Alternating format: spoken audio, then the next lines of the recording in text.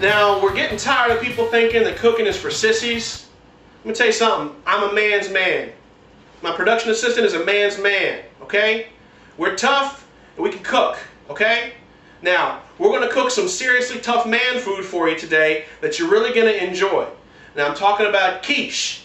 What? Quiche. Quiche? Yes, Are quiche. you Alright guys, wrap it up. We're out of here, man. You wrap it up. You ain't wrapping up nothing. Hey, what? Stop. Listen. You're going to like it. It's going to rock. It'll melt your face. I guarantee it. Put the damn camera back. Alright, man. If this sucks, I'm seriously. It ain't going to suck. Shut up. Dude, I can make more money working at Burger King. You don't make any money. Shut up. Well, good point. Alright. Quiche. I'm going to make you 3 kinds of quiches today, okay? They're going to rule. You're going to impress the hell out of people whenever you cook them. And it's just one more thing to substitute some of that crap that you already eat. So, stick with me. Let's make some quiche. The first thing we're going to do for our quiche is we're going to get the pie crust ready in the bacon vessel. Now, I got the oven hit to 350 preheated. So, what I'm going to do is I've got some pre-done pie crusts that I got at the store. Like this right now, okay? As you can see here, I've already prepared some oven-safe little Pyrex dish dealio things with the pie crust. You could also do it with a full-size pie, or you could do it with a smaller ramekin. It's all up to you and the size that you want to make. So what we have to do to get that in there, you pretty much trim your pie crust to size, as we've done here. We take our oven-safe container, we spray it with a little bit of our cooking spray. I use butter flavored because it's awesome. Then we take our pie crust, and we do like this right here. Drop it right in. And if it's not perfect, don't have a heart attack. Don't, nothing getting upset about. And you tamp it with your thumbs, like this, to make sure it's all the way around. And fiddle with it, and lo and behold, quiche crust. So, that's all there is to the crust. We're going to take these, and we're going to put them all in the fridge to let them cool while we get the quiche mixture ready. So, this is going to cool off, and when it bakes, it'll make a little steam and make it fluffy. Let's get the mixture ready. Now with our quiches, we're going to make 3 quiches, but I need to make a generic quiche base, which is going to be the eggs and the cream and the good stuff. Now, in the original episode, I told you to buy one of these right here, because if you don't have one of these right here, oh, it's so nice. But if you don't have one, you can still do all this with one of these and your big ass bowl. So, I have something better than this and the big ass bowl. I have the big ass mixer. So, into the big ass mixer, I'm putting 6 eggs that I have cracked and made sure that there are no shells. I'm adding 1.5 cups of half and half. Now you can use heavy cream, you can use milk, you can use just anything you want. If you use skim milk, it's going to taste like crap though. I'm adding about a teaspoon of salt and some fresh cracked black pepper. And that's it, really. Put it down in here, and you stir slow first, because if you stir fast, it's going to go flying all over the joint. So we're going to set on low. We're going to put it on low and let it go. As it incorporates, you can kick it up to the next speed, but anything much faster than that, I'm going to start sloshing junk. So I'm going to let it go on its merry way at the lower speed.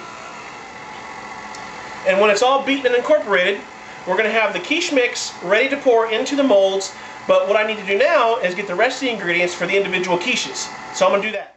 The first quiche I'm going to do for you today is an old classic called quiche Lorraine. I have no idea why the hell they call it quiche Lorraine, because all it is ham and Swiss. Lorraine, ham, Swiss. If you can make a connection, call me. So I've got one of my little crusty deals.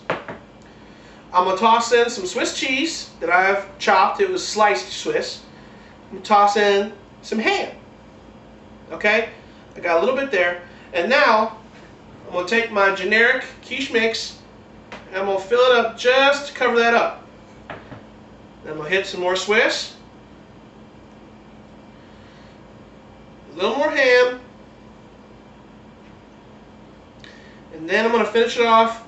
I'm not going to go over the top of my crust, that'll make a mess, but right about there. Now this quiche will rise, so we've got to be pretty careful not to go over the top. But this right here I'm going to set to the side, and we're going to get to our next quiche. What's that you say? You can't eat pork? No problem. I got you covered. Come with me to the stove. Okay, for those of you who are porky challenged and you can't eat any pork, we got another one for you. Hit your skillet with some butter. Now let me get my spoon, or spoon-like device, and we'll get my butter going. This is just on medium heat, and all I want to do is lay this butter down because I'm going to throw in a big pile of excellence. That's some chopped up baby bella mushroom, and a little bit of sun-dried tomato. Now, I'm doing these in real butter because real butter is going to give the flavor that you want. You can't, well, you could do it with margarine, but it won't taste as good. So I've got to let this cook down, maybe 2 minutes, and the mushrooms will be done, and they'll be married with the flavor of the sun-dried tomatoes, and this will be part of the filling for the next quiche. Come back to me when this is done.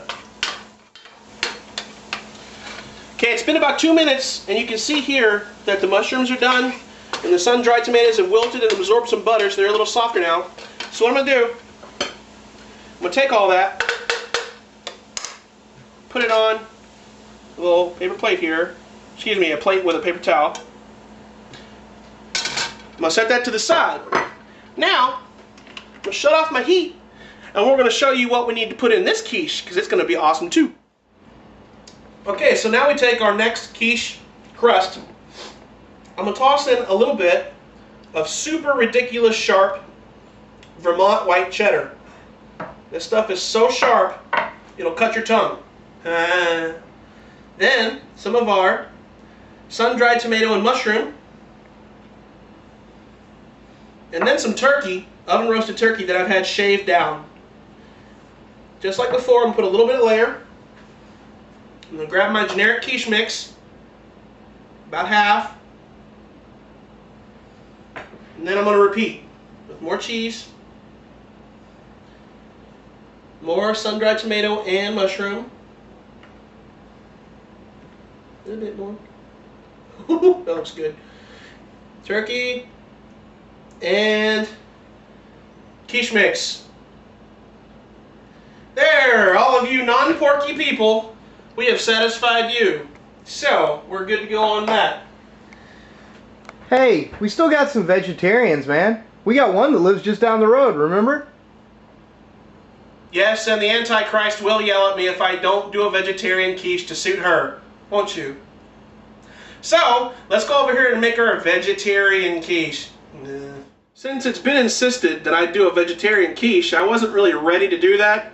So if you're like me, you don't thaw out your spinach ahead of time. So what I've done is I took my spinach and I put it in some hot water. I put it on the stove. Yeah, maybe you're not supposed to do that, but I did. But now I've got spinach that I absolutely have to get all the water out. Now I'm going to show you a quick and easy way to do that. Follow me real quick to the sink. What I've done here is I've laid a clean kitchen towel over a colander. Okay?